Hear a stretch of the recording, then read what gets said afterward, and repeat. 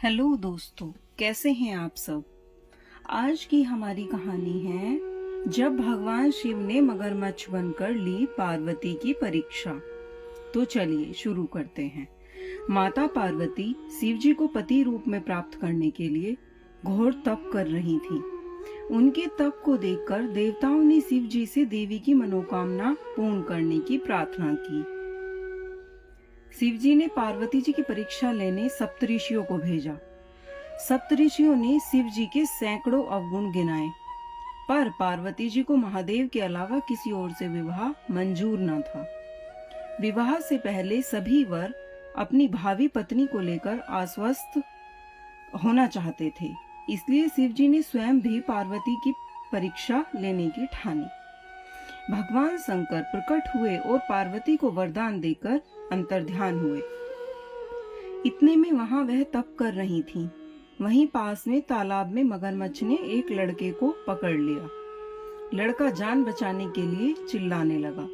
पार्वती जी ने उस बच्चे की चीख सुनी और द्रवित हृदय होकर वह तालाब पर पहुंची। देखती हैं कि मगरमच्छ लड़के को तालाब के अंदर खींचकर ले जा रहा है।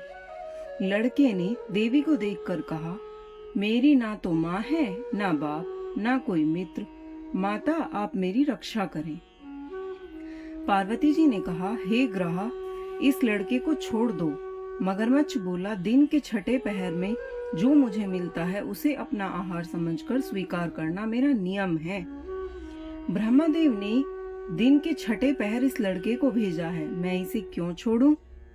पार्वती जी ने विनती की, तुम इसे छोड़ दो, बदले में तुम्हें जो चाहिए वह मुझसे कहो। मगरमच्छ बोला, एक ही शर्त पर मैं इसे छोड़ सकता हूँ। आपने तप करके महादेव से जो वरदान लिया, यदि उस तप का फल मुझे दे दोगी तो मैं इसे छोड़ दूंगा। पार्वती जी तैयार हो गईं।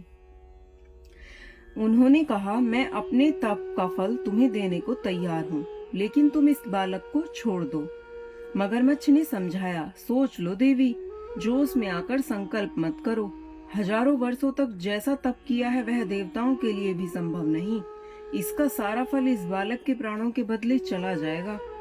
पार्वती जी ने कहा, मेरा निश्चय पक्का है, मैं तुम्हें अपने तप का फल देती हूँ, तुम इसका जीवन दे दो।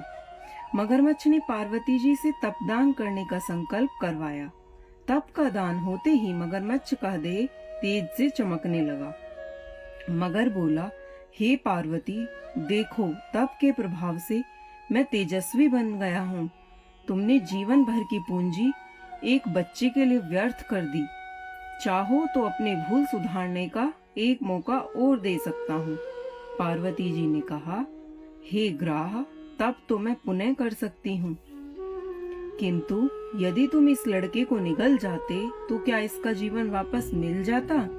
देखते ही देखते वह लड़का अदृश्य हो गया। मगरमच्छ लुप्त हो गया। पार्वती जी ने विचार किया, मैंने तप तो दान कर दिया है, अब पुनः तप आरंभ करती हूँ। पार्वती ने फिर से तप करने का संकल्प लिया। भगवान सदाशिव फिर से प्रकट होकर बोले, पार्वती, भला अब क्यों तप कर रही हो?